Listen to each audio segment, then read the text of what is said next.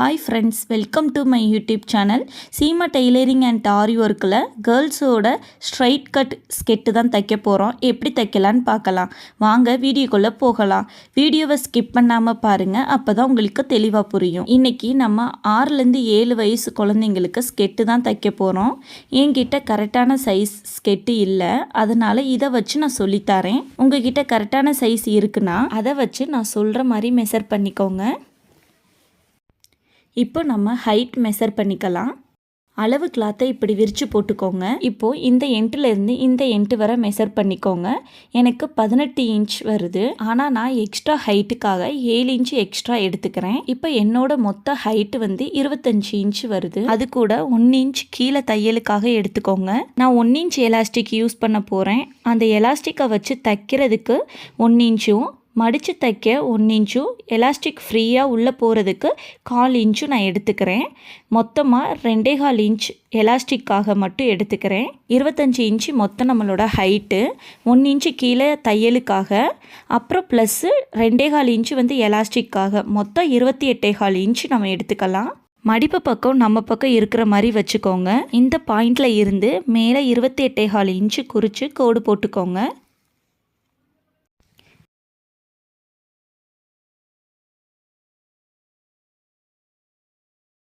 Next அகலம் measure பண்ணிக்கலாம்.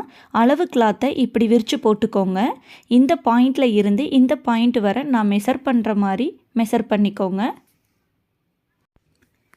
எனக்கு 27 இன்ச்சு வருது. அது கூட 2 சைட்லேயும் ஜாயின் பண்ணுறதுக்காக 2 பக்கமும் 1 இன்ச்சு எக்ஸ்ட்ரா எடுத்துக்கோங்க.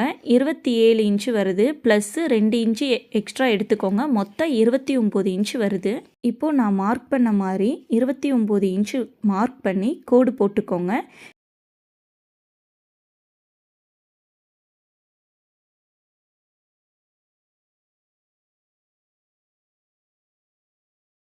இப்போது கட் பண்ணிக்கலாம்.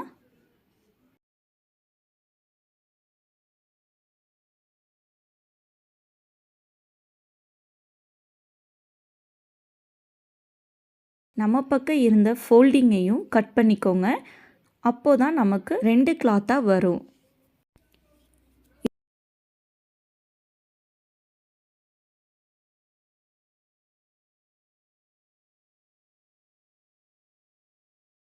இப்போது எலாஸ்டிக் கட் பண்ணிக்கலாம்.